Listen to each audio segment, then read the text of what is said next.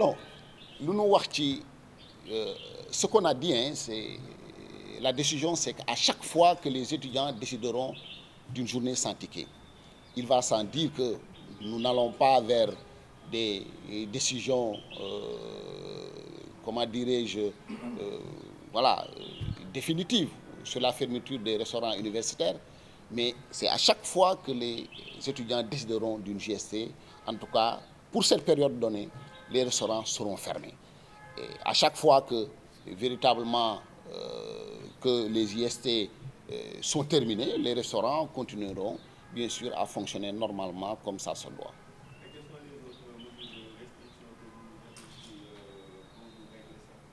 Non, non, non, nous ne sommes pas dans une guerre ni dans une bataille de force.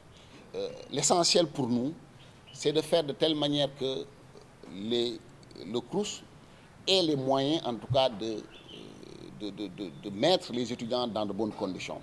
Et mettre les étudiants dans de bonnes conditions, c'est-à-dire, c'est mobiliser les recettes internes du CROUS, parce que le budget du CROUS qui a été adopté, qui est de l'ordre de 7 milliards 716 millions de francs, les 985 millions constituent des recettes internes. Donc les 6 milliards 585 millions sont en tout cas estimés, donc nous viennent de l'État sous forme de subvention. Nous sommes sûrs en tout cas que la subvention de l'État va être mobilisée.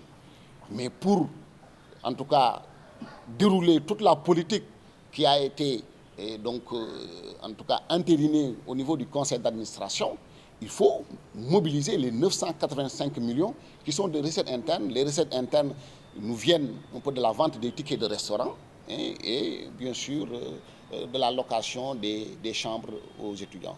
Et forcément, pour pouvoir en tout cas mettre les étudiants dans de bonnes conditions, nous avons besoin de ces recettes internes.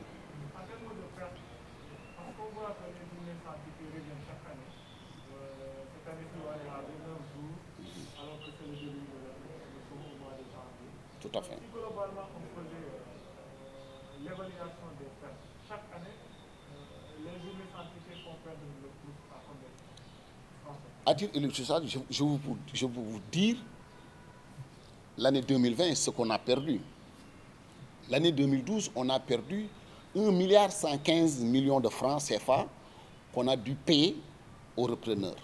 En termes de recettes internes, c'est 127 millions de francs CFA, près de 130 millions qui n'ont pas été mobilisés à partir de ces 3 mois de JSC.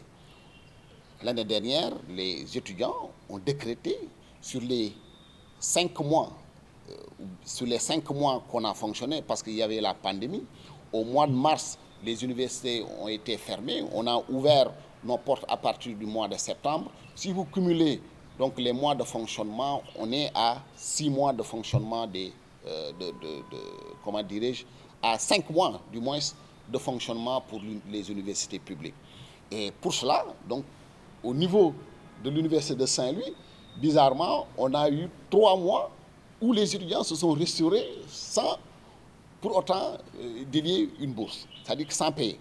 Et donc, ils n'ont payé que 2 mois sur 2 mois de fonctionnement du CROUS. Ça, c'est une perte sèche de 130 millions. Donc 1 milliard 114 millions qu'on a payé aux repreneurs des restaurants universitaires.